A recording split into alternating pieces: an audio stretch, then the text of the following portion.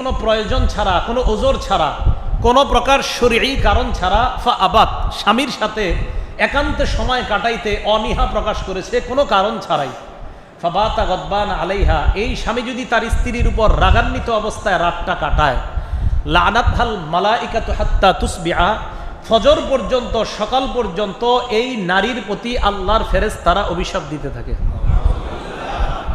আল্লাহ ফেরেশতারা কি করতে থাকে? অভিশাপ দিতে থাকে।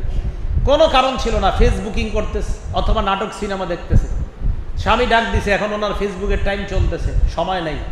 তো রাসূল আকরাম সাল্লাল্লাহু আলাইহি সাল্লাম বলেন, ফজর পর্যন্ত এই নারীর প্রতি ফেরেশতারা অভিশাপ দেয়।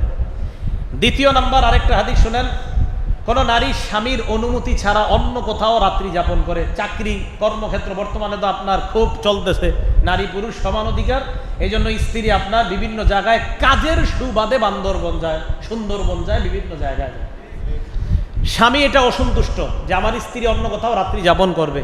আর এই ঘটনা যে ঘটবে, তাই আল্লাহ নবীর মুখ দিয়ে আল্লাহ 1500 বছর আগে এই জাতীয় কথা বলা গেছে। সহিহ বুখারী হাদিস নাম্বার 5194 নাম্বার হাদিস।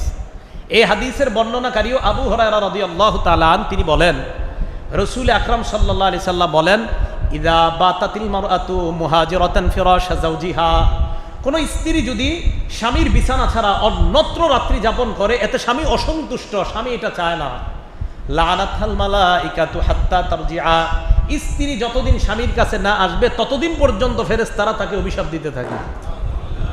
বলেন তো এই দুই হাদিসে কাদের অভিশাপ পড়তেছে? স্ত্রীর উপর, ফেরেশতা। এবার একটা হাদিস শোনেন, এই হাদিসে আল্লাহ নারীর উপর রাগান্বিত হয়ে যায়, বিবির উপর রাগান্বিত হয়। সহিহ মুসলিম হাদিস নাম্বার 1436 নাম্বার।